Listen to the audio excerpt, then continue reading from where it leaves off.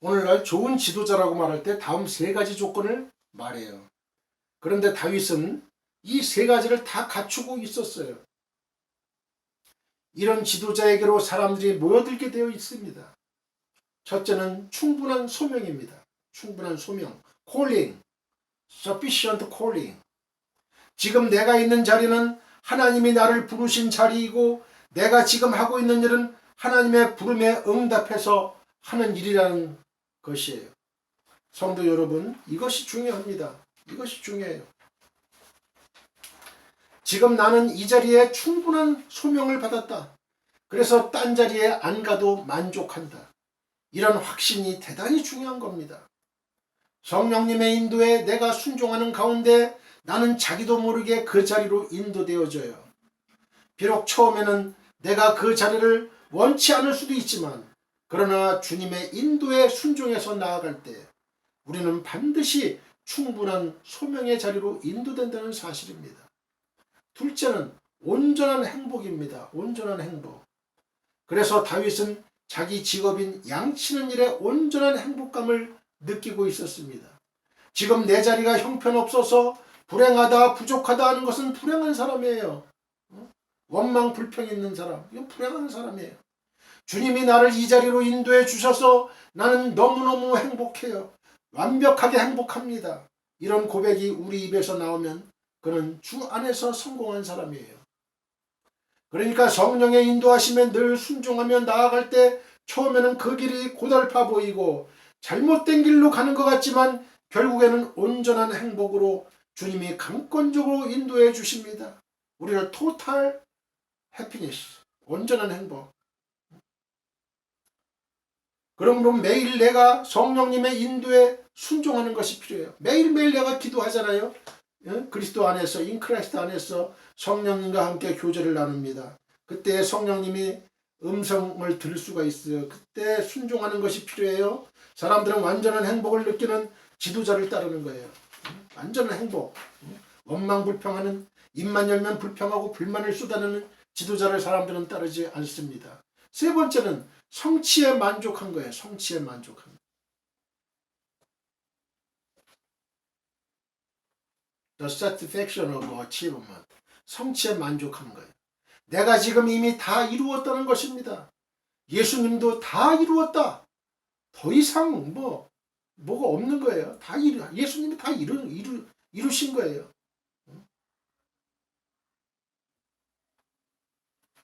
어떠한 미련이 없는 거예요.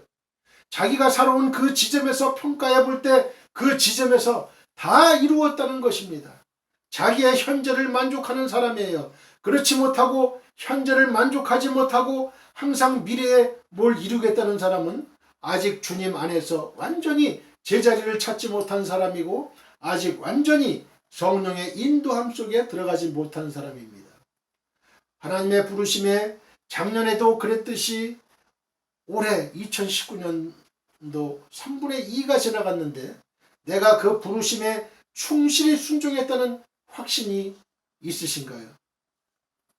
그렇다면 여러분은 지금 주 안에서 성공적인 지도자인 셈입니다.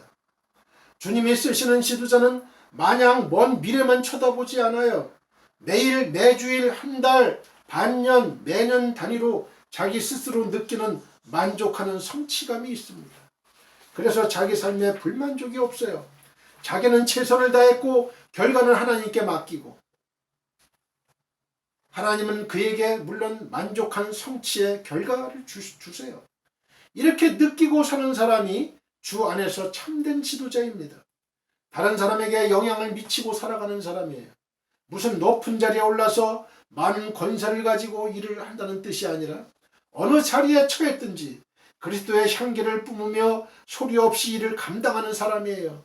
다윗이 이름 없는 목동이었지만 위에 세 가지가 다 있었다는 거예요. 그리하여 하나님이 그를 더욱 놀라운 자리로 인도해 주셔서 그는 하나님께 더욱 잘 쓰임받을 수 있었던 것입니다. 영화 라디오 스타를 제작한 이준익 감독의 이야기입니다. 이준익 감독은 자기가 영화 대본을 직접 쓰는 것으로 또한 유명합니다. 그래서 기자가 한 번은 이 이준익 감독에게 질문했어요. 시나리오 작성법을 어디서 교육받은 적이 있습니까? 라고 질문을 했어요.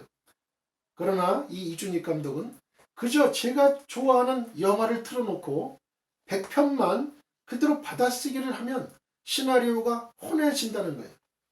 저는 그렇게 자습했습니다. 라고 대답을 했어요. 그 영화의 대가가 하루아침에 만들어진 것이 아니라는 말이에요. 그는 끊임없이 다윗의 물맷돌처럼 스스로 훈련에 훈련을 거듭했던 것입니다. 사람들은 누가 자기를 보고 있을 때, 주목해 줄 때 열심히 하다가도 아무도 자기를 봐주지 않으면 스르르 손을 놔버려요. 그러나 다윗은, 이준익 감독은 그렇지 않았어요. 아무도 자기를 봐주지 않았어요. 그 황량한 강야, 황량한 외롭고 쓸쓸한 들판에서 아무도 자기를 봐주는 사람이 없었지만 다윗은 물맷돌 던지는 연습을 계속했던 것이고, 이 감독은 영화 대본을 받아 쓰게 하기를 계속 거듭했던 거예요. 그러면서 달인이요 대가의 경지로 올라갈 수가 있었던 것입니다. 제가 신학교 시절에 설교 차례가 왔을 때 제 나름대로 열심히 준비를 했고 기도하고 연구했습니다. 설교를 해달라고 부탁하는 후배들 앞에서도, 그리고 또 동료들 앞에서도 정말 최선을 다해서 준비하고 설교했습니다. 저는 개척교회에서 4년 동안 설교를 할 때에도 비록 성도 수는 적었지만 수천만 명이 있다고 생각하고 호람대우의 마음으로 하나님이 계신 앞에서 설교에 임했습니다. 이때 성도 숫자가 적다고 적당하게 준비하고 나태하게 설교를 준비했더라면 설교에 진보도 없었을 것이고 오늘의 이 자리에 하나님이 세워주시도 않았을 거예요. 개척교회나 중경교회에서 설교를 해달라는 요청이 오면 언제든지 설교를 할 수 있는 준비를 늘 해왔고 성도들과 함께 하나님의 은혜를 나누려고 노력해왔습니다.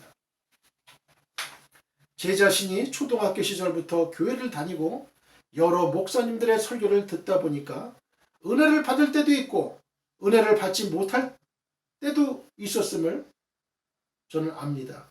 설교하시는 목사님의 생각이 하나님 앞에 진실하고 깨끗하고 인품이 신앙으로 다듬어진 하나님을 뜨겁게 사랑하고 하나님이 인정하는 다윗과 같은 목사님의 설교 말씀은 좀 말이 좀 어눌해도 설교 한 말씀 한 말씀이 가슴에 꽂히면서 은혜를 받았습니다. 반면에 말솜씨가 있어서 언변이 뛰어나서 청산유수처럼 말씀을 잘 해도 인격이 신앙으로 다듬어지지 않고 세상적인 야망과 욕심에 사로잡힌 목사님의 설교는 전혀 은혜가 되지 않았어요. 오히려 역겹고 하나님을 이용해서 인기나 끌고 자기 출세에 자기 명성에 집착하는 모습이 보기가 싫었습니다. 설교자의 설교는 하나님의 교회를 부흥시키기도 하지만 성도들이 교회를 떠나서 세상으로 가기도 하는 매우 중요한 부분이에요. 이 설교, 설교자의 설교는. 하나님이 인정하시는 설교자가 세워지면 그 교회는 부흥되지 말라고 해도 부흥됩니다. 부흥되는 거예요. 그러나 그렇지 못한 설교자가 세워지면 교회는 유럽의 교회들처럼 텅텅 비어요. 텅텅 비어 교회가. 썰물 빠져나가듯이 사람들이 다 신자들이 성도들이 다 빠져나가는 거예요. 다 빠져나가는 거예요. 은혜가 없으면 다 빠져나가게 돼 있어요. 교회는. 무서운 거예요. 이건 하나님의 교회는요. 하나님의 교회에 은혜가 있으면 밀물 들어오듯이 성도들이 그냥 막 들어오는 거예요. 은혜를 받으려고.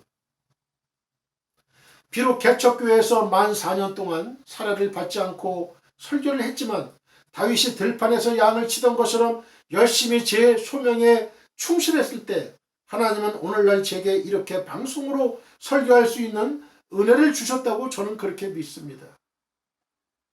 아무나 방송으로 설교를 할 수가 없어요. 그 자리에 오르기까지는 얼마나 피땀 나는 그 연습과 그 노력이 있었겠어요. 다윗처럼, 이감독처럼 열심히 기도해야 되고 말씀 봐야 되고 찬양해야 되고 열심히 공부해야 되고 열심히 연구해야 되고요.